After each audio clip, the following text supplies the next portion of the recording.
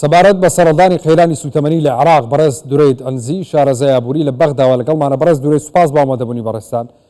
بەو هەموو سامانە سروشتیەی لە عێراقا هەیە مەعقولە سوتەمەنی نەبێ؟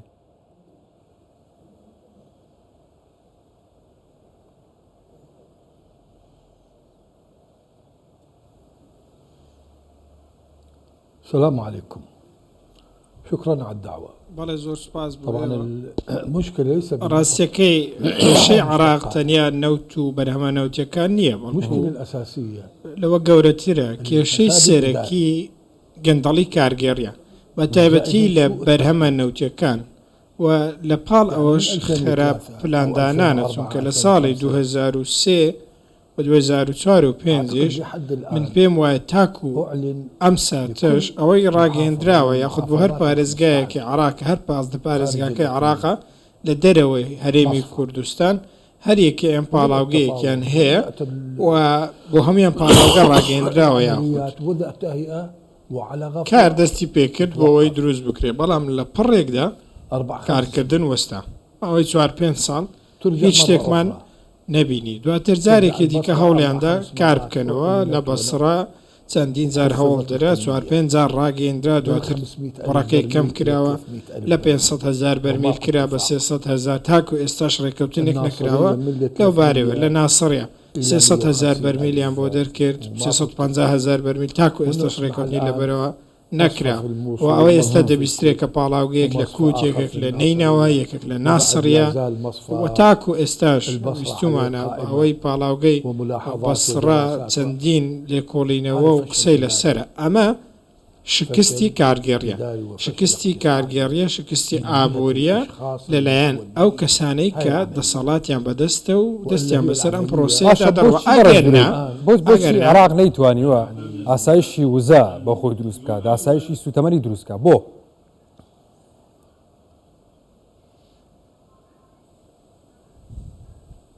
هو نتيجة هاي ئەنجامەکەی گەندەڵی کارگێڕ المصافي تۆ کە پاڵاوگەت هەیە بەڵام جێبەجێکردنت نییە هەرەوەی لێ دەکەوێتەوە کە ناتوانانی بەرهەمەنەوتەکان دابین بکەیت. ناوی دەیان کۆمپانیا هەیە، کۆمپانیای شیا و کۆمپانیا هەندێکیان نەشیاوە، هیچ لۆژیکێکی تێدا نییە. تۆ پێویست ناکە قسە لەگەڵ کۆمپانیا بکەیت، تۆ دەبێت لەگەڵ وڵاتان قسە بکەیت. ئەوە یەکێتی ئەوروپای ئەڵمانیا وڵاتن بۆچی قسە لەگەڵ کۆمپانیەکان دەکەن، جارێک دوو جار هەمووی بە شکست کۆتایی هاتووە کۆمپانیای باشە دەست نەکەوتووە کەواتە تۆ دەبێت قسە لەگەڵ وڵاتان بکەی، باڵێزخانیان هەیە، کۆنسولخانیان هەیە، دەبێت ئەمان بێن کۆمپانیا بێن، ئیسپانیا، ئیتالیا، فەڕەنسا، ئەڵمانیا، یابان، چین، هەموو ئەو وڵاتانە دەبێت ئەمانە بێن لە ئەزمموی خۆیانەوە پاڵاوگەیەک بگەنە دەست بەرپرسیارەتەکە لە ئەستۆی وان بێواتە دەوڵەت بەرپرسیارەتی ئەو کۆمپانیا بیانیە هەڵبگرێت. بۆ نمونە کۆمپانیایەک دێ کۆمپانیایەکی کوێتیە، کۆمپانیایەک دیگوترە کۆمپانیایەکی ئیماراتیە 2000 دەردەکەوێت هەمووی درۆیە، هیچ پەیوەندی بە وڵاتانەوە نەبوو کۆمپانیەکان بۆ شێ من ئێستا دەتوانم بەڵێن بدەم و گرنتی ئەوەش بکەم 10 ساڵ پێش ئێستاش ئەم بەڵێ ئەم بابەتم بە دەسەڵاتدارانی عێراق بە 3 کێشەی نەوت یاخود کێشەی بەرهەمەنەوتیەکان چکەمە کێشەی نەوتمانە کێشەی بەرهەمەنەوتیەکان چارەسەر دەبێ بە ڕێگایەکی زۆر ئاسان تەنیا بە پاڵاوگە ڕۆژانە پێویستمان بە 350,000 بەرمیلە لە بەرهەمی نەوتی ڕەش دەتوانین ئەو بەرهەمانە دابتاشین پێداویستی وڵات بڕ بکەینەوە و ئەو 200,000 بەرمیلەش کە لە هەندێک شوێن دەبێنەوە دەتوانن کاری دیکەی پێ بکەن. بابەتەکە شکستە، شکستی بە نمونە پاڵاوگەی کەربەلا باشترین نمونەیە، سادەترین نمونەیە شکستی سیاسەتی نەوتی لە عێراق. ئەو شێوازەیە دامەزراوەکانی دەوڵەت و بەرپرسان و ڕێر بەدەستان ئەم کاریان بەدەست ئەگەرە نەفت لای ئێمە دەدەزرێ دەفرۆشرێ گاز دەسووتێ کەس نازانێت چی بەسەر دێت کوا کەس نازانێت و داهاتە لە باشە. ئەو هەموو سامانە سروشتی لە عێراق هەیە، عێراق پشت بە وڵاتانی دراوسێ بەسێ بۆ دابینکردنی سوتەمەنی و بۆ دابینکردنی وزە. تاکی عێراق بێ پشت بە وڵاتانی دراوسێ بەسێ بۆ دابینکردنی سوتەمەنی و وزە؟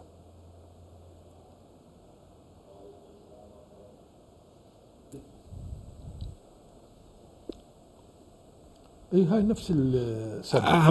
همان سيناريوكە ئێمە پشت بە وڵاتانی دیکە دەبەستیم بەر لە هەموو شتێک ربما اذا صارت ڕەنگە ئەگەر بێت و سێ پاڵاوگە لە عێراق هەبن دەبێ بزانین زیان بە کێ دەگات زیان بەو کەسانە دەگات کە بەرهەمە نەوتەکان هاوردە دەکەن لە وڵاتانی دیکەوە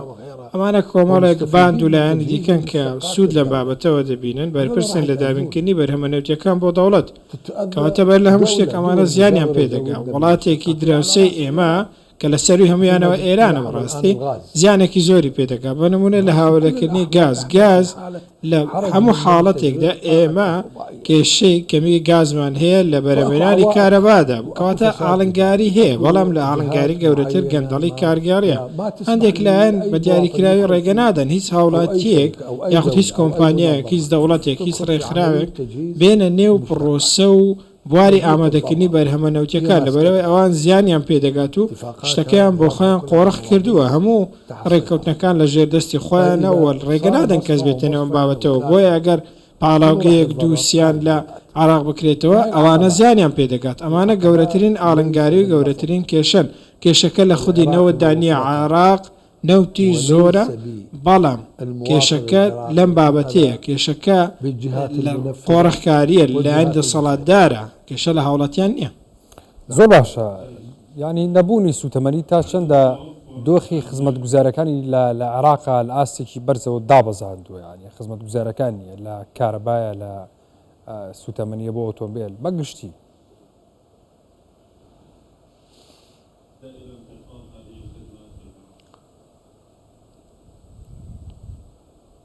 يعني بشكل واضح وجلي ئەوەی ڕوونە ئەوەی ئاشکرایە کە کاریگەریەکە زۆر گەورەیە لەسەر خزمەت گوزاریەکان کارەبا و نەکوەتەنیا خزمەت گوزاریەکاری دیکەش ئەمە بۆتە هۆکاری ئەوەی کە نرخی بەرهەمی نیشتیمانیش بەرز بێتەوە چونکە ئەو کەسەی ئەو بەرهەمە نیشتیمانیانە دەکرێت بە نمونە هەندێک بابەت بۆ سوتاندنی بەرهەمێنان بەکاردێن بە نمونە وەزارەتی نەوت ڕۆژێک نرخی نەوتی ڕەشی 100 دینار بەرز کردەوە بۆ هەر لترێک نەوتی ڕەش کە شتێکی کەمە ڕاستە خۆ وەزارەتی پیشەسازی گوتی ئێوە بە زیادکردنی ئەو 100 دینارە کە بڕێکی کەمە ئێمە زیانی نزیکەی 11 ملیار دینارمان پێگەیشتووە لەبەرەوەی کارگەکانی ئێمە پشت بەو نەوتە ڕەشە دەبەستن یاخود پشت بە بەرهەمێکی ئەو نەوتە ڕەشە دەبەستن لە هەمان کاتدا کارەبا مۆلیدەکان و خاون مۆلیدەکان ئەوانەی کە پێیان دەگوترێت بەڕاستی پێیان دەگوترێت دروستکەری مێژووی ون و بزرکە کەس ناناسێت چونکە دەبێ ئەومان لەبەر چاوێ ئەگەر ئێمە بە ئامار ئەم کارە بکەین تێبینی ئەوە دەکەین کە خاون مۆلیدەکان سێ بەشی وزەی عێراق بەرهەم دەهێنن یەک لەسەر سێ ئەگەر هیچ نەبێت لە خراپترین حاڵەتیدا ئەم پشت بە بەرهەمە نەوتەکان دەبەستن کاتێک حکوومەت نرخی بەرز دەکاتەوە یان نزمی دەکاتەوە ئەوان لە بەرهەمێنانی وزە بەردەوامن بەڵام ئەگەر بێت و خاون مۆلیدە یەک نرخی بنمونە ئەمپێری کار بە بەرزکاتەوە یەکسەر حکوومەت سزای دەدا بەڵام حکوومەت بۆی هەیە ئارەزووی خۆی نرخی گاز بەرز بکاتەوە و شەو و ڕۆژ ئەمان کەمترین ڕێکاری ئاسایش و سەقامگیری و تەندروستیان نییە لەگە وڵاتان پێشکەشی هاوڵاتیان سەبارەت بە سوتەمەنی ینی ئەم گرێبەستانە وەهمین وا هیچ شتێک نبینرێ هیچ گۆڕانکارێک لە سەبارەت بە وزەی عێراق و سوتەمەنی یان چییە؟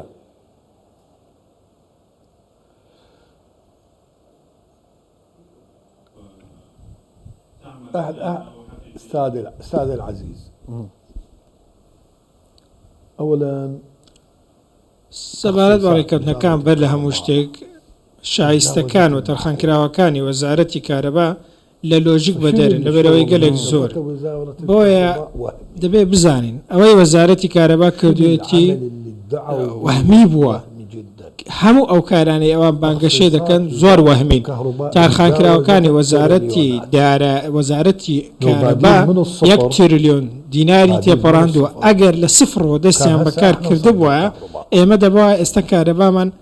هەناردەی وڵاتانی دیکە کردبووە تریلیۆنان دیناری تێپەڕاندووە سەرمایەکی خەیاڵی ئەو پارەی بۆ کارەبا لە وڵات خەرج دەکرێت تەنیا بۆ وەزارەتی کارەبا دەوڵەتی پێ دروست دەکرێت وزارة کاتێک کەسێک یاخود فەرمانبەرێکی وەزارەتی کارەبا دێت و باس لەوە دەکات کە ئێمە نەمانتوانی و 1 ئەمپێر کارەبا زیاد بکەین باسی کام گرێ بەست و کام ڕێکەوتن و کام چاکسازی دەکەن ئەمە ئابوووریە کە دەبێت وەزارەتی کارەبا پێی بگوترێ وەزارەتی وزە لەبەرەوەی بودجەیەکی زۆری بۆ تەرخان کراوە کارگەکانی ئێمە ناتوانن کارەبا بەکاربێن لەبەرەوەی کارەبا گرانەوە بەش ناکە بەشی خەڵک ناکە وەزارەتێک کە دەوڵەت فەرمانگەی دەوڵەتی لەبەردەستە دوائر دولة ومقرات وزارات ئەو فەرمانگە أول ما و تفوت دام و دەستگایانە کە تۆ تلقى المولدة دەچیتە نێو فەرمانگەکانی حکوومەت کارەبا نییە لە دەستە ڕاست و سەپی خوان مۆلیدیان دانا وەزارەتی کارەبا ناتوانێت کارەبا 24 بۆ فەرمانگەکانی حکوومەت دابین بکات ئەمە چ لۆژیکێکی تێدا ئێمەش دەزانین کە هاوڵاتی عراقی هیچ توانایەکی نییە هیوایەکی بۆ نییەکە دەکات ژمێر کارەبای لە ڕۆژێکدا هەبێت بۆیە ئەم بابەتە هەمویان خراپ بەڕێوەبردنە دزیە گەندەڵیە بەستی وەهمیە هەموو ئەم جۆرە بابەتە تەنانەت سەرۆک وەزیرانەکان گرێبەستیان کردووە بۆ بەرەبرانی کارەبا لە وزەی خۆر لەگە وڵاتانی 1 گرێبەستیشی جێبەجێ نەکراوە دو هەمینیان بینیمان کە یەکێک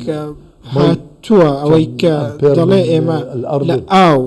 خود لە ئوردن کارەبا بەرهەم دەهێنین پێیان وایە ئەمە سەرکەوتنێکی زۆر گەورەیە کە چوونەتە نێو هەندێک